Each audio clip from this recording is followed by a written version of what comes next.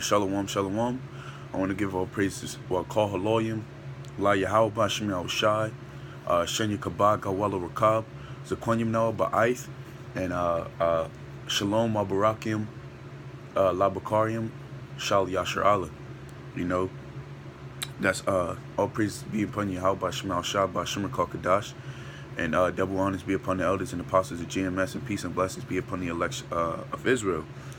Basically, I'm coming at you with this video to basically, it's another form of admonishment that all the tribulation, and I'm just going strictly through the spirit. You know, I felt the spirit on me. I just, you know, I'm put forth the video, you know.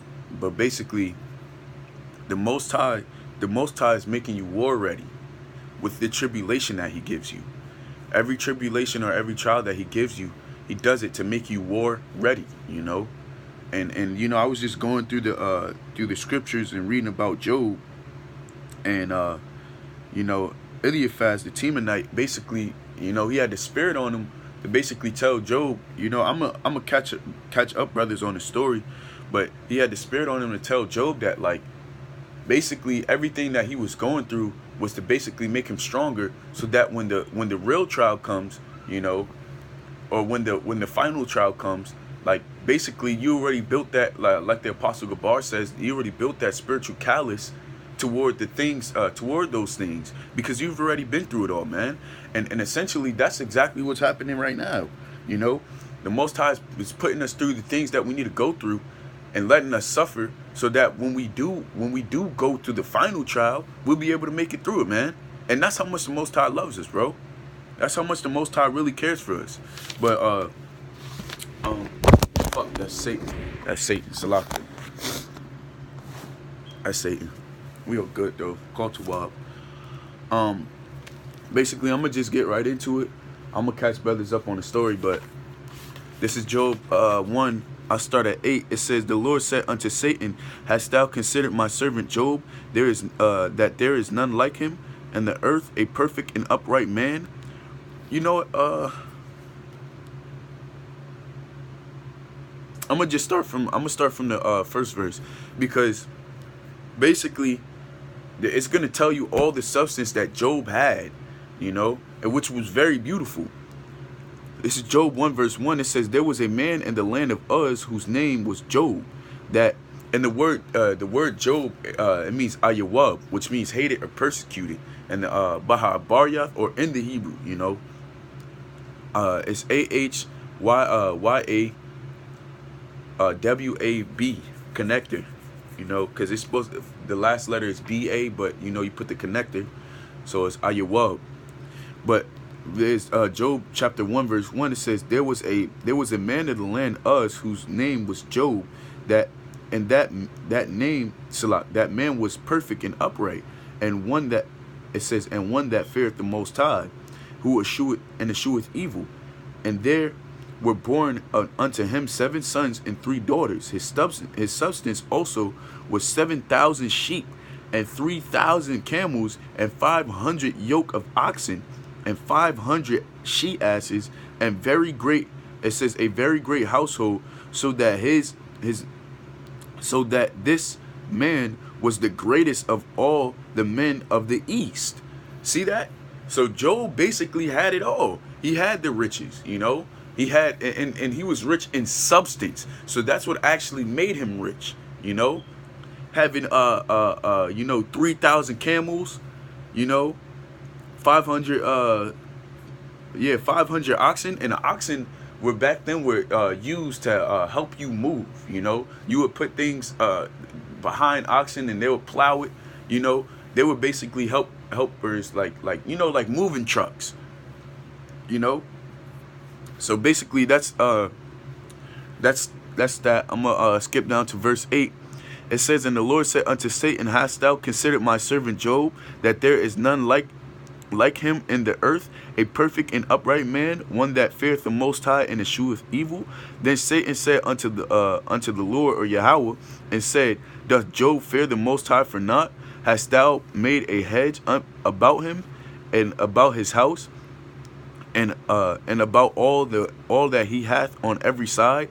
Thou hast thou hast blessed the works of his hands, and his substance is increased in the land. But put forth thine hand now, and touch all that he hath, and he will curse thee to thy face. And the Lord said unto Satan, Behold, all that he hath is in thy power. Only upon him put not forth thine hand. So Satan went forth from the Lord's presence. Satan went forth from the presence of the Lord, right? And now it's going to explain what happened. Verse 15, it says, and the Sabians fell upon them and took them away. Yea, they had slain the servants with the edge of the sword, and I am only okay, let me start from Salakia. Let me start from 14.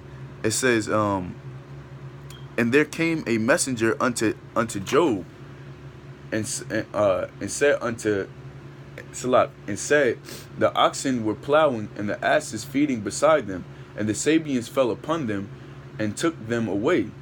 Yea, they have slain the servants with the edge of the sword, and I am only escaped alone to tell thee. See, so now it's gonna go into all the men that basically told Job what had happened to all his substance. You know, verse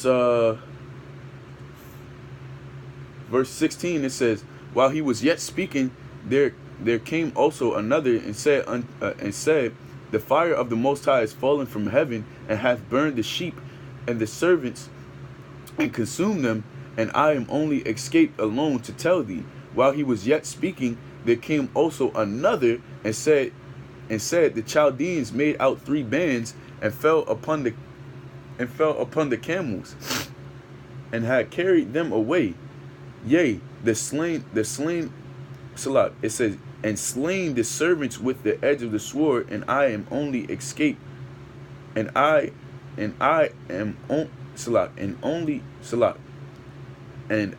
only am escaped alone to tell thee. And while he was yet speaking, there came also another and said, thy sons and daughters were eating and drinking wine in the eldest brother's house, and behold, there came a great wind from the wilderness, and smote the 4 corners of the house, and it fell upon the young men, and they are dead, and I only am escaped alone to tell thee. See, so Salakia. So basically, you had all his substance go away. You had his servants get killed. You had and his 7 sons and his 3 daughters get killed.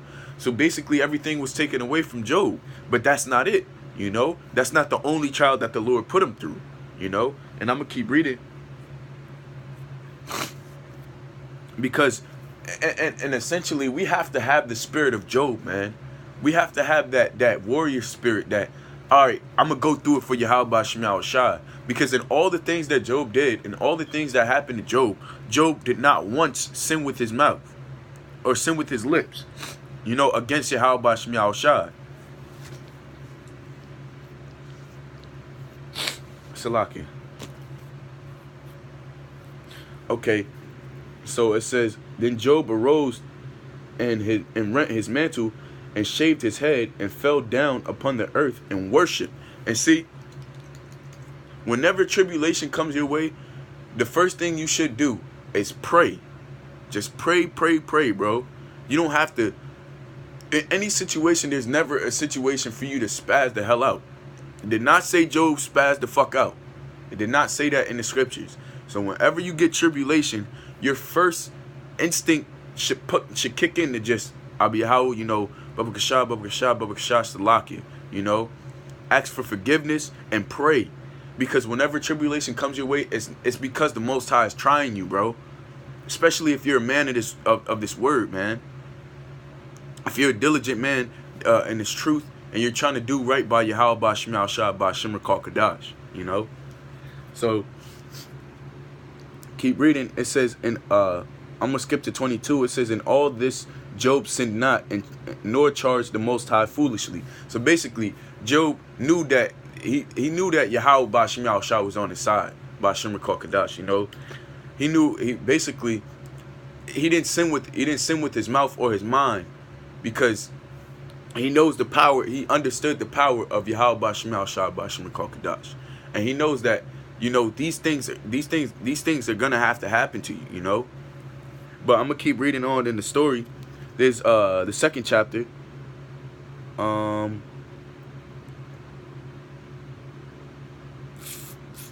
I'll skip to verse 4.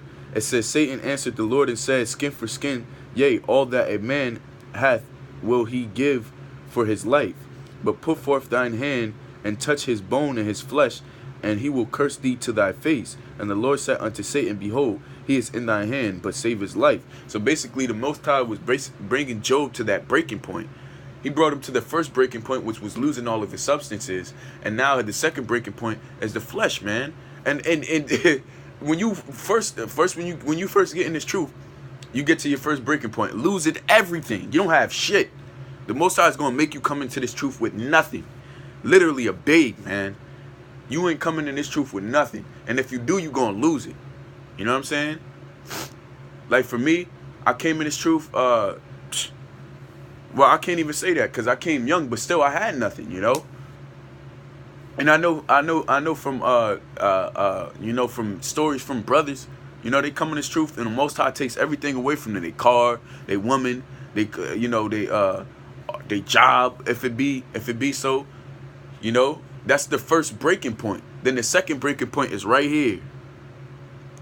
Right here. And if you overcome this and you become powerful over this, your RAWCHAA or your YAHAWAH, then you have won the battle. But you have to consistently stay in that battle, man. You have to consistently be fighting, man. Because Satan don't take lunch breaks, bro. Satan don't take breaks, man. And we got to be on our 100% or infinite percent, you know, watchfulness. Because there's set times to where you'll be thinking something when it's not really you and it's really Satan. And you have to know the difference between that. And when you know the difference between that, you've won that battle, because now you're able to rebuke Satan. Because oh nah, that's not me. I know I wouldn't say nothing like that. You know, that's Satan on my mind trying to make me curse the Most High or say something to the Most High. You know, or talk back to Yahawah Bashim Yahushua Bashim QADASH. You know, so that's the second breaking point, man. But Job, he made it through the first breaking point, did not curse the Most High. You know, didn't say anything foolish to Yahawah Bashim Yahushua, and we're going to see what he did at the second breaking point. It says, verse 7, it says, so Satan went forth, so went Satan forth from the presence of the Most High Yahawah, and smote Job with sore boils from the sole of his feet unto his crown, and he took a potsherd to scrape himself withal, and he sat down among the ashes. Then said his wife unto him, Doest thou retain thine integrity? Curse God and die. And see, that's these wicked ass nigga women, man. And these wicked ass nigga women is gonna catch out, and they're gonna die. They're gonna curse the Most High and die, and they're gonna come into everlasting shame and contempt, man.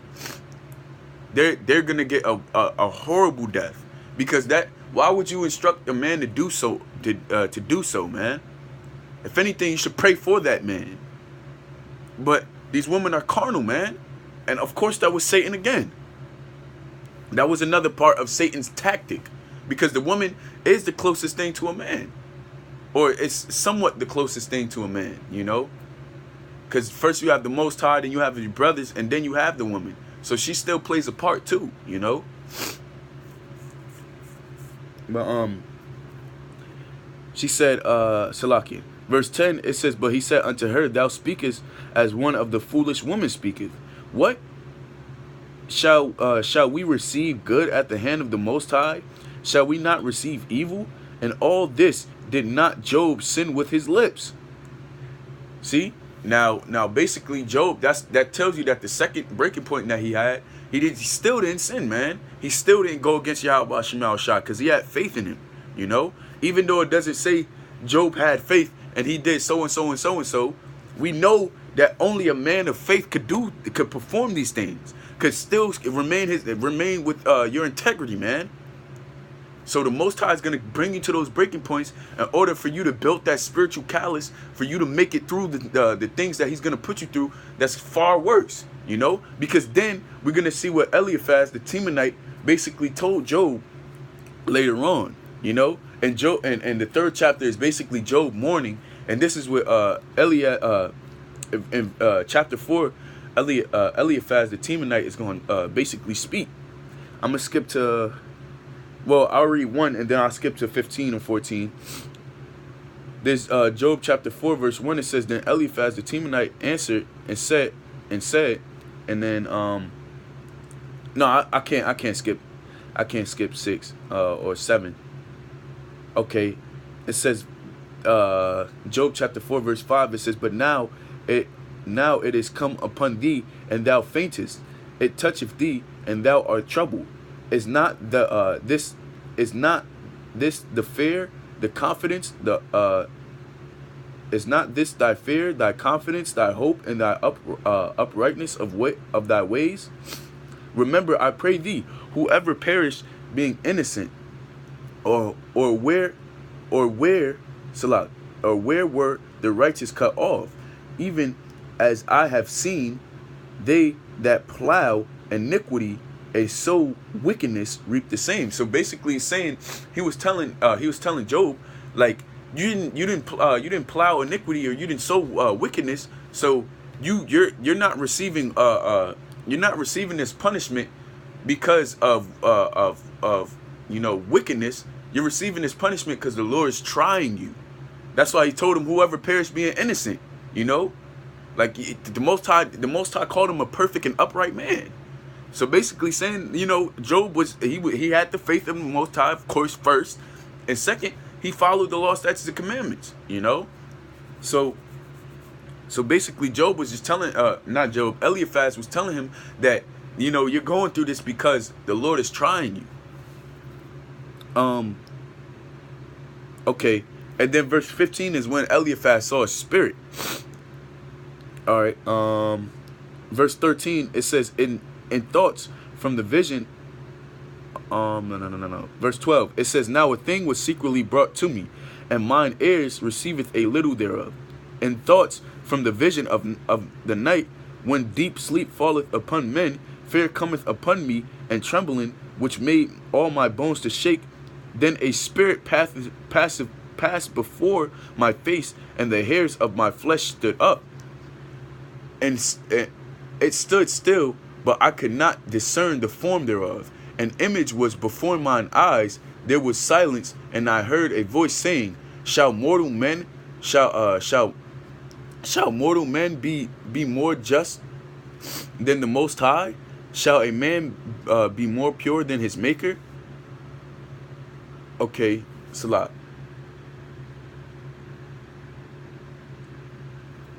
I'll keep reading. It says, behold, he put no trust in his servants, or and his angels he charged with folly. Basically talking about Yahawah. It says, how much less in them that dwell in houses of clay, whose foundation is in the dust, which are crushed before the moth. They are destroyed from morning to evening. They perish forever without any regarding it. Doth not their excellency which is in them go away, then die, even without wisdom? Chapter 5, it says, call now if there be any that will answer thee, and to which of the saints wilt thou turn? For wrath killeth the foolish man, and envy slayeth the silly one. I have seen the foolish taken root, but suddenly I cursed his habitation. His children are far from safety, and they are crushed in his gates. Neither is there any to deliver them. Whose harvest, says Salah. Well, I just keep reading because the point's about to get there. It says, whose harvest the hungry eateth up, and taketh it out of the thorn. The robber swalloweth up their substance. Although affliction cometh not from Salah, although affliction cometh not forth from the dust, neither doth trouble spring out the ground. Yet man is born unto trouble as the sparks flieth upward. I would seek unto God, and unto God will I commit my cause, which doeth great things and unsearchable marvelous things without number, who giveth rain upon the earth and sendeth waters upon the field, to set up on high those that be low, and that which mourn may be exalted unto safety. Right. So basically, this is the spirit basically talking to Eliphaz to basically relate a message to Job. You know, and Salah. Okay, yeah. I'm gonna just keep reading because the point is at 17, but I'm gonna just keep reading. It says, and that's essentially what it is too. At verse 11, it says to set up on high those that be low, and we're made low every day, man. We're made low, but when we're weak, what is the scripture saying? 2 Corinthians the 13th chapter verse 8. It says when we're weak, he's strong, meaning we give him the praise, meaning YAHAWASHI is our stronghold, and and David said that in Psalms the 18th chapter, you know. So basically, the Lord is going to set us up on high, but we have to be low first, and that's the thing too. That's another tactic of YAHAWASHI that is beautiful, man, because Jake is the most, how do I put it, unappreciative nation this world has had to offer, man. If you hand Jake $1 million, he's not gonna appreciate it. He's gonna blow it on stupid shit. He's gonna spend it any type of fucking way he wants. But if Jake had to work and grind for that money, then Jake's gonna be more smarter about it, you know, for those who have wisdom, you know. But you can't just give Jake anything, yo, because they're not gonna appreciate it. And so is like the kingdom of heaven. The Most High, we have to earn that. That is something that's seriously earned, you know. The Most High is not going to just give us that, because that is something that's really of substance, more than the substance that we could ever have on this earth. So we have to actually earn that, and that's why the Lord is putting us through this trial and putting us through this fire, so that when we get, or putting us through this hell, so when we get to heaven, we appreciate it more. You know, that's why we had to go through the captivity. That's why the Most High made us subject to vanity. You know, the creature is subject to vanity. Let's say if in Romans the 8th chapter verse 20, you know, all these things happen so we could appreciate the gift that the Lord's going to give us in the end. And it's all a part of that bigger picture. Now that's the thing. When you're thinking on the low scale and you're thinking so minute, you won't understand what YAHAWASHI is trying to do. You know, and what he's trying to do is make you a warrior. That's all what it's about, man. Because we have a bigger trial coming to us, and that's essentially what the story of Job is here for. To let us to basically admonish us that, you know, if Job went through it, let's be like unto Job. You know, because he had that perfect and upright spirit in him, or that faith. You know, which is the key element of getting the kingdom of heaven. Because that faith is going to help you get through all the trials and tribulations that YAHAWASHI is going to throw at you, you know? So, back to the point. Because, and you know what? It says, I'm gonna just skip to the point. Verse 16, it says, so the poor hath hope. Verse 15, it says, but he saveth the poor from the sword. And who's the poor, man? The poor is us. The poor is the men, exactly, the men that have no substance, yo. And we don't have substance on this earth. Nothing here is ours. Our car can get repossessed at any time. We can get kicked out of this house at any time. You know, they could come and take anything from us, because this ain't our world. And we're the poor of this earth, man. You know, logic could show you that. But a lot of men don't have logic. But verse 15, it says, but he saveth the poor from the sword, from their mouth, and from the hand of the mighty. So the poor, see, look, this is the point. So the poor hath hope, and iniquity stoppeth her mouth. So basically, the Most High, but you know, he's with the affliction that he gives us. That's why it's beautiful to read 1 Corinthians, I believe it's the 10th chapter verse 13. So basically it tells you that when the Lord gives you a trial, he's gonna he's not gonna give you too much to where you can't handle, and with that trial, or with that persecution, or temptation is going to make a way for you to bear it, you know? And the same goes for Job. Job was only given to what he was accounted for. He was a perfect and upright man, meaning he had that faith. So to much given is much required, bro. Job had to lose everything, literally, because his faith was able to handle that. And it's the same on this aspect too. The Most High gives you enough to where you can handle. And if you think you can't handle it, you're gonna bug out. But the Most High, he's faithful, he's long suffering, he's merciful, he's pitiful. Meaning he cares, bro. You know, especially if you're doing his work. Especially if you really, you know, seeking the Lord, which is seeking the Lord is doing his work. So verse 16, it says, so the poor hath hope, and iniquity stoppeth her mouth. It says, verse 17, behold, happy is the man whom the Lord correcteth, who Yahweh correcteth. Therefore despise not thou the chastening of the Almighty. For he maketh sore and bindeth up, he woundeth, and his hands make whole. He shall deliver thee in 6 troubles, yea, in 7 there shall no evil touch thee. And famine he shall redeem thee from death, and in war the power of the sword. Thou shalt be hid from the scourges of the tongue, neither shalt thou be afraid of destruction when it cometh. At destruction and famine thou shalt laugh, neither shalt thou be afraid of the beast of the earth. See? And that's all what we go through the trial for. We go through the trial so that when the big trial comes, or we, you know, building that spiritual callus to make us stronger, man. You know? And I can give the example like this, you know, because if you know about working out, basically what helps you get stronger is not staying at the same substantial weight. You know, if you do 30 this week, do 40 the next week, do 50 the next week, do 60 the next week, you know what I'm saying? And go up and up and up, and that makes you stronger. It's the same thing with our trial. The Most High gives us more trial and more trial and more trial and more trial, and it's harder each time, or it seems harder each time. But what does that do? That builds us stronger, man. That makes us more spiritually able, more spiritually powerful, man.